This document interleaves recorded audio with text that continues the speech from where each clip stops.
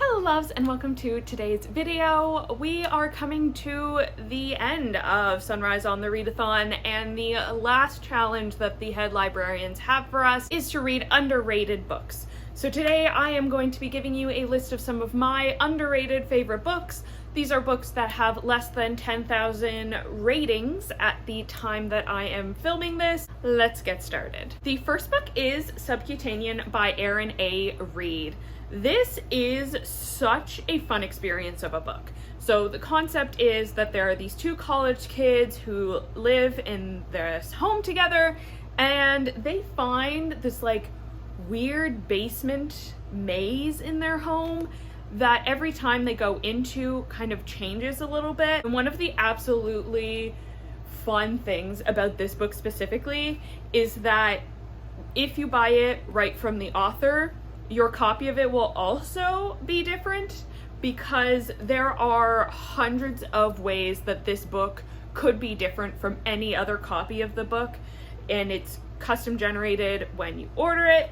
Because there are hundreds, if not thousands, of ways that these books can be different, you are going to have a unique experience of it, and like also it's worth rereading a second time with a different copy, because there are things where you're like, I'm not sure if I liked that. And then you read a second copy and it's completely different, and it really bumps your rating up.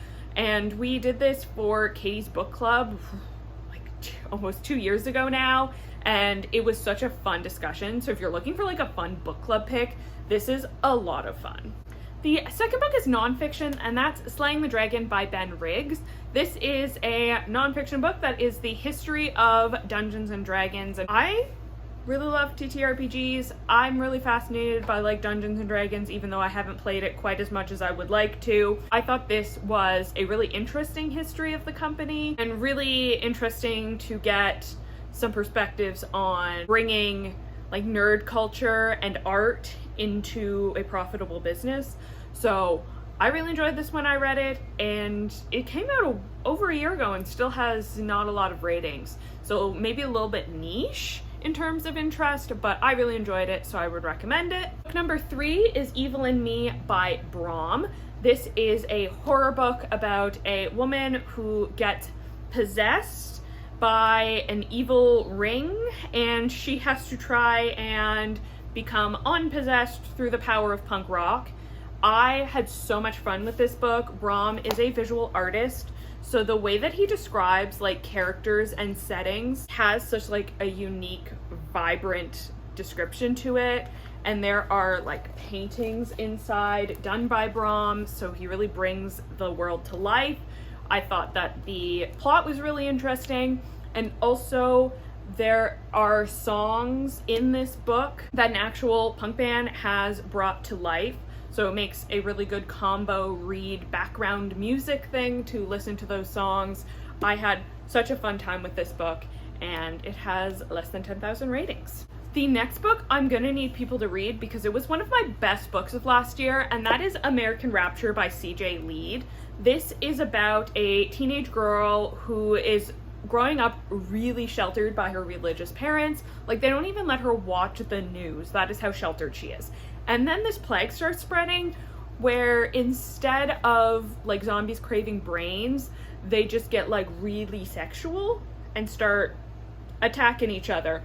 And she has to kind of come to terms with the ways in which her sheltered upbringing morphed the way that she feels about human relationships, while also contending with a world that is just as sexual as her parents scared her into believing. This book was devastating at points, but all the characters are so well written. I was so fascinated by the plot the entire time, and it is a really interesting examination of like purity culture. So this one probably not going to be for everyone, because there are some things in it that are probably going to be triggering for people, but I absolutely loved this book and sobbed at points. So highly recommend American Rapture. Also, like, the cover, please. Next book we have is a little short book, so if you are looking for those short books, this is a good pick. The Past is read by Catherine M. Valenti. This book is about a little girl who's growing up on this like island of garbage. And this book really looks at the growing environmental crisis. The world building in this one is incredible. Like, people are named based on walking through piles of trash, and then whatever piece of trash sticks to them, that's what name they go by. Like, it is phenomenal, the world that is built in this book. Absolutely loved it. And it's a little short, quick read. I think I read it on like New Year's Eve 2 years ago in like one sitting. Definitely a quick, underrated fave. Next book is Wake Up and Open Your Eyes by Clay McLeod Chapman. This is probably going to be in my top 10 of this year so far. This is about a man whose family has basically fallen down the alt-right pipeline and been brainwashed by Fox News, and it has caused like absolute freaking chaos in the streets. So in this one, you get to see how each member of this family kind of falls into that ideology, turned up to a horror book 11. I really loved what this book was saying about the alt-right pipeline, while also showcasing the very different ways that different demographics can be targeted by alt-right content. So you have like Fox News, you have like the crunchy pipeline, like incels, and you have just like kids content. So I thought this book was so well done and just jaw-dropping, edge of my seat times with some of the things that were happening in this book. So extreme, so go be prepared for that, but also so good, and less than 10,000 ratings currently. If you're looking for a short story collection, I can recommend Radicalized by Cory Doctorow. This is a short story collection about different ways people can be radicalized to certain ideologies. I really enjoyed most of the stories in this one. For me, short story collections are really hard to get above a 4 rating from me, because I tend to really like some, really not like some others, and then some in the middle, and they end up at like a 3.5. But this one, I think I like a 4.25. So for a short story collection, so consistently good that I would definitely recommend it. Another quick little shorty, Delilah S. Dawson's Guillotine. This is about a woman who's trying to make it in the fashion industry, and she decides that she is going to try and get an internship with this fashion brand by dating the grandson of the CEO. And she manages to finagle her way into an invitation to their private island for the weekend, and then the servants revolt. So she is trying to survive on this island while these rich people are being attacked by their own staff. So good. Like, just put the audiobook on. If you're a crafter, craft something. If you're a puzzler, puzzle something. Get a coloring book. Do whatever, and just sit and listen to this in one sitting, because it is short but also so gripping. So I definitely recommend it. Another book that's going to be in my top of the year is Blood on Her Tongue by Joanna Van Veen. Love these edges. Okay, so this is about twin sisters, and this is old-timey times. So one of them has kind of married rich and moved off to this manor. The other one is coming to visit her because she is sick. And when Lucy gets to see Sarah, Sarah being the unwell one, Lucy being the other sister, she finds that maybe there's something a little spooky going on with what her sister is ill with. This is not your typical illness. This book, to me, is like Lucy and Mina, those parts of Dracula. That's what this book gives me. There's a little bit of body horror around eyeballs. So not everybody's gonna love this, but I loved it. And it's one of those, I support women's rights, but I also support women's wrongs books.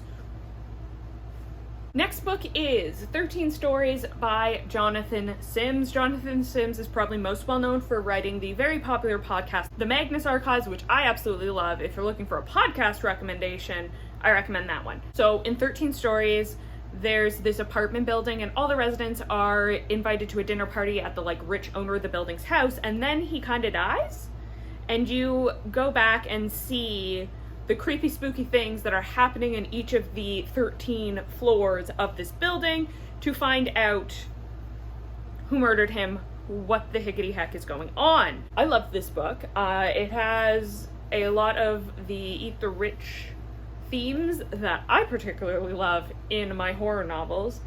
I love a social horror. 13 Stories by Jonathan Sims. The next book I totally read on a fluke because I got it confused with a different book, and that's Mad Honey by Katie Welch. This book is about a woman whose best friend went missing for a while, and then he comes back and he has a very weird reason as to why he was gone, and it's that he thinks he turned into a bee.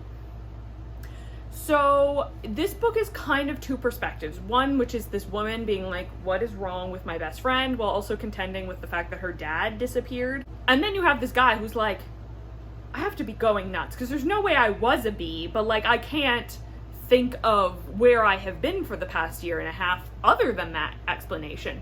And I recommend it for his side. Her side, a little slow at times. Maybe that's your kind of thing. I was absolutely jaw-drop fascinated by what was going on with this guy who thinks he turned into a bee. Mad Honey by Katie Welch. Okay, some more shorties. Crossroads by Laurel Hightower. This is a very short book about a woman whose son dies, and then she starts seeing her son's ghost after she drips blood on his grave. So she escalates and escalates, trying to get to see the ghost of her son again. Shorty, recommended for getting some really quick books in. Absolutely just devastating as a book, but underrated. Okay, and maybe horror isn't your thing. All right, maybe it's not. It's my thing, but maybe it's not yours. So some romance recommendations, because I know the romance girlies love a romance. Okay, Fan Service by Rosie Danan. This book is about a woman who used to be obsessed with the Supernatural show to the point where she ran the like fan site for it. She ran the like fan database where they put all the lore and stuff in. She's obsessed with this show. When she's 17, she gets to meet the main actor in the show, and he kind of was a dick to her. And then we jump cut like 15 years later, and the actor that's kind of snubbed her is maybe turning into a werewolf. And so he seeks help from the moderator of the fan forum, and oh, that's her. So we have like supernatural elements going on with like him turning into a werewolf and trying to figure out why and what's happening, while also they're contending with the past and maybe falling in love. A little bit of an age gap here, but the fact that the main character is like in her 30s and she's the younger one by the time all of this is happening, I feel like it was dealt with very well. So it's definitely a love letter to us super Hulockians on the internet back in the day, making fan edits, making lore, and I absolutely loved that for us. So, Fan Service by Rosie Danan. And my last recommendation, again for the romance girlies, The Romance Recipe by Ruby Barrett. This is a sapphic romance about a restaurant owner who hires this chef that she saw on a cooking competition show, and then the restaurant kind of is not doing great, so they sign up to do another competition show to try and promote the restaurant.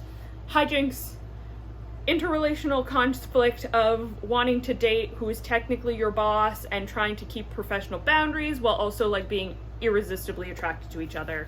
I absolutely love this book. This was probably one of the first romances that I read when I got back into reading, and I don't think I have found another romance yet that tops this for me. So if you're looking for some sapphic romance, I definitely recommend The Romance Recipe, definitely an underrated fave.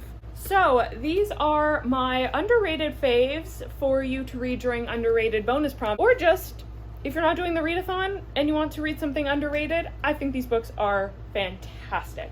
So let me know in the comments down below what your favorite underrated book is, or leave like the whisk emoji for the chefs in The Romance Recipe. If you enjoyed, like and consider subscribing so you don't miss any of my future videos. There are links in the description to my Instagram and my Goodreads so you can see what I'm reading throughout the month.